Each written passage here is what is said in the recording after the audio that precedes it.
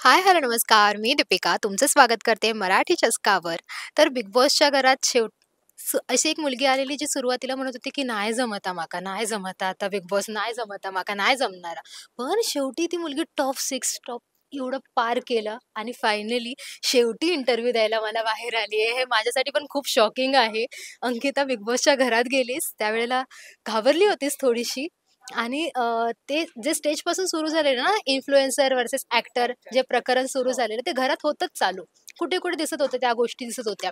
पण शेवटी जो काही तू आता सगळ्यांना मात देऊन घरातून बाहेर निघालीस आणि छानपैकी तुझा ऑरा दाखवलायस, कोकण हार्टेड गर्लचा महाराष्ट्र हार्टेड गर्ल्स होऊन बाहेर आली आहेस. काय सांगशील या प्रवासाबद्दल? खूप छान प्रवास होता. मी पहिल्या आठवड्यात खरंच बिथरले होते, की मला वाटत होतं, की हा खेळ मला जमणारा नाहीये आणि बिग बॉस तर सतत बोलत होते, की नाही हे असं काही मला जमणारं नाहीये. मी असं वागतही नाही माझ्या आयुष्यात.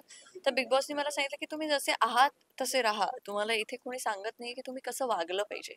तर त्यांनी मला त्याच्यावरती एक छान उदाहरण सुद्धा दिलं होतं, की त्यांचा तो आवाज होता, अंकिता, पंढरीनाथ यांनी तुम्हाला एक जोक सांगितला आणि त्यावर तुम्ही हसलातच नाही, तर त्या जोकला काही अर्थ राहील का? मी म्हटलं नाही, तुम्हाला तेच करायचंय. तुम्हाला फक्त घडणाऱ्या ज्या घटना आहेत त्याच्यावरती किंवा जे होत आहे त्याच्यावरती तुमची प्रतिक्रिया मांडायची आहे. ती तुम्ही कशी मांडता ह्याच्यावरनं तुम्ही व्यक्ती म्हणून कसे आहात हे महाराष्ट्राला दिसणार आहे. सो तुला तुझ्यामध्ये बदल घडवायला कोणी सांगितलंय? तुला कोण सांगते की समोरचा भांडतोय म्हणून तू भांड? समोरचा भांडतोय तू शांततेत सांगून बघ ना, तो समजतोय का? तुझ्या शांततेत सांगण्यामध्ये तेवढी जर ताकद असेल तर समोरचा शांत होऊ शकतो. सो हे बिग बॉसने मला सांगितलं, मला वाटलं हा बरोबर. बिग बॉस एक पुस्तक तुम्ही काढलं पाहिजे, बिग बॉस मराठीचा खेळ कसा खेळायचा.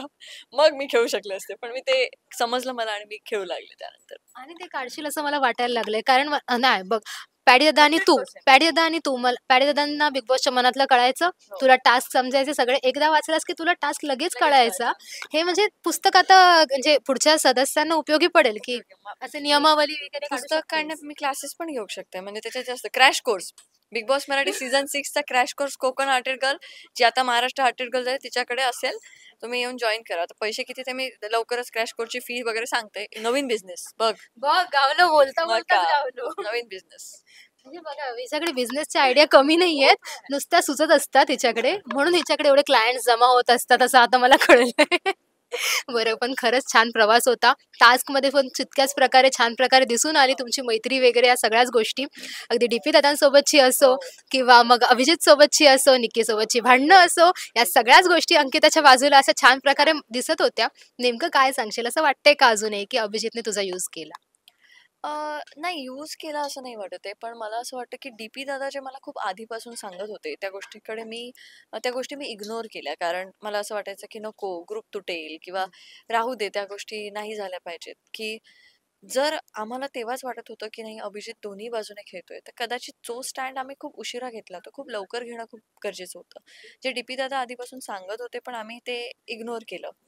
तर मला त्या गोष्टीचं वाईट वाटतं, की त्या हक्काच्या माणसाच्या बोलण्याकडे मी थोडंसं दुर्लक्ष केलं. ती एक गोष्ट मला खटकते.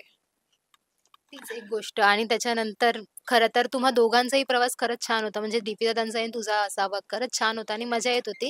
बरं, चपात्या तितक्या छान बनवायला शिकलीस म्हणजे अगोदर येतच होत्या तुला, पण एवढ्या चपात्या बनवशील असा विचार केलेलास? कधीच नाही, आयुष्यात नाही. असं कधीच नव्हता विचार केला आणि चपात्या मला छान बनवायला यायच्या. आकार थोडासा चुकायचा, पण बिग बॉसमध्ये येण्याच्या आधी मी प्रॅक्टिस केली होती. खरंच केली होती, कारण मला तिथे कराव्या लागणार आहेत मला माहीत होतं. बरेच दिवस मी चपात्या केल्या नव्हत्या. मी फक्त भात, आमटी वगैरे असं काहीतरी घरात बनवायचे. नंतर काकी होती ती बनवायची एक. तर ते नव्हतं. पण एवढ्या 40-40 चपात्या मला आई पण म्हणते, "अगं कशा केल्यास तू?" म्हटलं, "मला पण नाही माहिती." शेवटी शेवटी तर असं झालं होतं, की पुढची 4 वर्ष मला किचनमध्ये कोणीही विचारू नका. आता बस झालं, एवढं जेवण करून करून थकले मी. कारण ऑप्शन नाही. इथे कसं काहीतरी मागवा, ऑर्डर करा, मिळतंय सगळं. सगळं आहे. तिथे नाही, कमवा, शिजवा, खा. बेबी करन्सी मिळवा. बेबी करन्सी मिळवा. त्याच्यानंतर पण काय असेल तर उकडलेलंच खा, मग नाही मसाल्याशिवाय खा. पण एक होतं, की त्या घरात जेवढं कधी अन्न कमी नाही पडलं, कधी उपाशी बिग बॉसनी राहू नाही दिलं. पण जे काही शिजलं ना, त्याला एक चवच होती. आणि ती चव तिथे कळली, की तुम्हाला भूक लागली ना, की तुम्हाला सगळं गोड लागतं. ते त्या घराने शिकवलं. म्हणजे तुझा एक प्रवास बघायला गेला तर एक शून्यापासून सुरुवात केलेली हो. होतीस तू मुंबईत येण्यापासूनची अगदी तुझी आणि बिग बॉसचा सुद्धा तसाच एक प्रवास तुझा राहिलाय. तोच आलेख इथेही हो, बघायला असं मिळाला, चढता. चढता आलेख आणि आता बघूया अजून पुढे पुढे कोणत्या कसं जातं? रूपात अंकिता आपल्याला बघायला मिळते.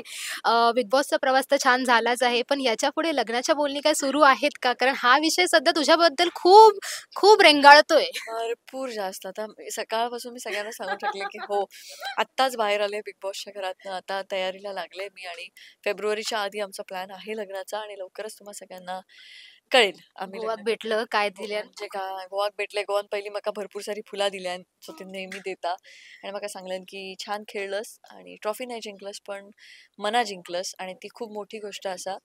सगळ्यांची मना जिंकलंस त्याच्यामुळे आता ती मना कशी सांभाळूची ह्या तुझ्या हातात असं कारण लोकांनी खूप अपेक्षेन तुझ्याकडे बघितलेलं असं सो आता ती जप फक्त आता गोवाक इंट्रोड्यूस कधी करून देतलं सगळ्यांका? आता मी काय म्हणते आता सध्या बिग बॉसचं माहोल असं तुमका सगळेच जर न्यूज मी एकत्र दिलंय तर तुम काय प्रॉब्लेम जातो ना आता मी तुमचा विचार करून मी काय म्हटलं जरा या बिग बॉसचा जरा थंड जाऊन दे मग तुमका काय व्हायचं मग अंकिताची बातमी मी देते ना तुमका म्हणा मी मध्ये-मध्ये मी जरासा मी मसाला. माझं नाही मी तुमचा विचार करून गप्प तुमचा विचार फक्त बरं, नक्कीच. बरं वर्षाताईंचा सासूरवास तर तुला मस्तपैकी मिळाला तिथे. ट्रेन जर्नी आता मला कुठचीच सासू छळू नाही शकत. कुठचीच सासू. पण नाही देवाच्या कृपेने सासू चांगली आहे माझी. पण मजा आली त्यांच्यासोबत पण ती नोक-झोक आणि ती ॲक्टिंग अशी करायला असं भारी वाटायचं. त्यांची पण मस्करी करायला. हां, त्या बंधनात अडकलेल्या त्यावेळेला मला असं सुरुवातीला झालं, की वर्षाताई आणि अंकिता दोघी आल्यात. आता काय करतील या नेमक्या दोघी जणी? आणि यांच्यामध्ये आता खटके उडतायत का? किंवा ह्यांची पण भांडणं तितकीच टोकाची जातायत का? पण तसं झालं नाहीये. नाही, नाही. बिग बॉसला माहिती होतं समजूतदार घरात एकच आहे, जी गप्पपणे सगळं करू शकते. नाहीतर त्याने निकी आणि त्यांची लावली असती. जर त्यांना भांडणं करून घ्यायची असली असती तर. त्यांनाही हवं होतं की कोणीतरी सामंजस्याने व्यवस्थित हे करावं आणि आम्ही दोघींनी ते खूप छान ते पेललं बंधनवालं आणि मजा पण केली आम्ही त्याच्यामध्ये. असं सूरजला आम्ही भाऊजी बनवलं. हो. मग मी माझ्या एका रोलमध्ये गेले आणि आम्ही ते एंटरटेन करत ते घालवलं. कारण ते खूप कठीण होतं अगं. कारण एका व्यक्तीसाठी तुम्ही त्याच्या सवयीप्रमाणे फिरत होता. सो ते कठीण होतं, पण ते आम्ही छान केलं. हां आणि तुला त्याच्यानंतर पण तो लास्टचा जो टास्क होता, ज्यात त्यांना तो ओढायचं होतं त्या हो, लगोरीवाल्या लगोरीवाला. टास्कमधून, तो खरं तर खूप डिफिकल्ट होता. कारण ते खरंच म्हणजे महाराष्ट्राकडून काय प्रतिक्रिया येतील, ही हो. भावना नक्कीच तुझ्या मनात तिथे हे घालत असेल. हो, 100% कारण कसं आहे ना, की तुम्ही काही तिथे करताय त्या आता मी त्यांना असं बोलून खेळलेच नसते, तर काय खेळाडू म्हणून ही काय करते? हिने तिला प्रतिस्पर्धी म्हणून बघितलं पाहिजे होतं. अशा रिएक्शन्स देणारा पण एक बाहेर महाराष्ट्रातला प्रेक्षक वर्ग असला असता आणि जर मी त्यांना खेळताना काही त्यांना हर्ट झालं, तर अरे हिला तर रिस्पेक्टच नाही. हिला काय एवढं हरली असती तर काय झालं असतं? अशा ह्याने तो बोलणारा एक प्रेक्षक वर्ग होता. सो कसं त्यांना सांभाळून खेळता येईल, हे आणखी एक टास्क मधलं अजून एक टास्क होतं माझ्यासाठी आणि ते मी ट्राय करत होते. पण त्यांनी पण ते अप्रिशिएट केलं, की तू मला सांभाळून खेळलीस आणि मग म्हटलं चला ठीक आहे. चल हरलो पण आम्ही, पण एक मी माझा 100% दिला तिथे. पण नक्कीच तो एक ग्राफ तो पण तितकाच छान, तितकाच म्हणजे मोठ्यांचा आदर ठेवून, तुझी खेळाडू वृत्तीसुद्धा दाखवून, तू तुझा ग्राफ नीट सांभाळलास तिथे आणि तो सांभाळण्याचा प्रयत्न खूप छान चालूच होता. बरं डी-पी दादांसोबत काही प्रोजेक्ट्स वगैरे किंवा इतर सगळ्यांसोबतही काही प्रोजेक्ट सूरजला घेऊन काही विचार आहे का? नाही, नाही. मी असं कोणासोबतच काहीच मी सध्या बाहेर आल्यानंतर मला जरा शांत व्हायचंय, मला बाहेर फिरायचंय वगैरे अशा ह्याच्यात आहे. सध्या मी एक थोडा मस्त फिरायला जाण्याच्या मूडमध्ये एक ट्रॅव्हल कुठेतरी असं एक ट्रिपवरती जाण्याच्या मूडमध्ये आहे. त्यामुळे असं काहीही प्लॅन नाहीये कोणासोबतही. म्हणजे इव्हन डी-पी दादासोबतही असं काही आम्ही ठरवलं नाही. पण हां, एक 2-4 रील-बिल असे आम्ही पटापट कधीही करू शकतो. ते ते काय तुमच्या कधीच होती. आता पण असे होती असे आता, 2 आता. मिनिटात हो, चालता-चालता. ते चालतं. बस. बरं आणि सूरज सोबतचे काही प्लॅन्स आहेत का? म्हणजे सूरज आता म्हणत होता, की शिकायचंय वगैरे त्याच्या घरून त्याला कॉल आलेला आहे. त्यांच्या शिक्षकांनी, वकिलांनी कॉल केला, की आम्ही शिकवणार आहोत असे वगैरे. तसं काही म्हणजे शिकवायची सुरुवात खरं तर तिथे पण तू केलेलीस, की अंक शिकवूया वगैरे या गोष्टी. आत्याला पुन्हा समजावणं आहे का थोडंसं त्याबद्दल? नाही आता बघ, आता कसं झालंय ना, की आता त्याच्या आजूबाजूला बरीच माणसं आहेत, जी त्याला समजवणारी आहेत, जी त्याच्या गावाच्या जवळची आहेत. मुंबईत राहून त्याच्याशी मला समजवणं हे मला शक्य होणार नाहीये आणि त्याच्या जवळची माणसं असताना मी तिथे जाऊन सारखं नाक खुपसणं हेही चांगलं नाहीये. ते दिसतानाही खराब दिसेल कारण आम्ही सगळे एका घरातनं बाहेर आलोय. प्रत्येकाला काही ना काहीतरी मिळालंय. आज मला महाराष्ट्राचं प्रेम मिळालंय. माझ्यावरती जबाबदारी आहे त्यांना त्या प्रेमाला त्यांना साजेसं असं काहीतरी काम करण्याची, त्या प्रेमाला साजेसं असं काहीतरी काम करण्याची.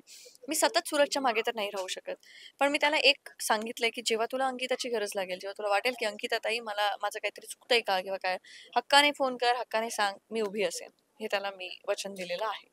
बाकी आता त्याची जबाबदारी आहे की त्याला जे सगळं प्रेम मिळालंय ते त्याने सांभाळायचंय. नक्कीच. मला सेम क्वेश्चन पाडे दादांबद्दल विचारायला आवडेल, की त्यांचं पण तुझं नातं पण तितकंच छान झालं होतं, मैत्रीही तितकीच छान दिसत होती. तुमच्याबद्दल असं पण काही प्रोजेक्ट्स किंवा काही तसंच पुढे राहणार आहे नाही, का? पण मी त्यांना असं म्हटलं, की "पाडी दादा एवढं छान तुम्ही मिमिक्री करता, एवढं छान तुम्ही सगळं करता. आपण रील्स बनवूया ना." पाडी दादा म्हणाले, "मला येत नाही गं, म्हणून ते राहिलेत." मी म्हणाले, "चला आपण चालू करू. जरा हे थोडं 1-2 आठवडे जाऊ दे, सगळं सेट करून त्याच्यानंतर आपण रील्स बनवू." सो आमचा असा प्लॅन आहे, की मी आता पाडी दादांना रील्स बनवायला शिकवणार आहे. वॉव! म्हणजे आता नवीन टास्क हातात घेतलाय नवीन आणि हे टास्क. आता कोलॅबोरेशन बघायला आम्हाला मिळेल. पण तू विचार कर ना, की पॅडी दादांसारखा एक आर्टिस्ट जो रील पासून लांब आहे, तर तो जर रील्स वरती आला तर खऱ्या अर्थाने तो एक तुफान. कंटेंट देईल चांगलावाला. सो आम्ही ते करणार आहोत लवकरच. नक्कीच आणि हे कोलॅबोरेशन बघायला आम्हाला देखील तितकंच आवडेल. Thank you so much Ankita आणि तुझ्या लग्नाची बातमी पटापट आम्हा सगळ्यांना मिळव. तुझा नवरा कोण आहे हेही कळव. याचा उलगडा लवकर हो. थँक यू सो मच आणि तुला खूप खूप शुभेच्छा. Thank you so much.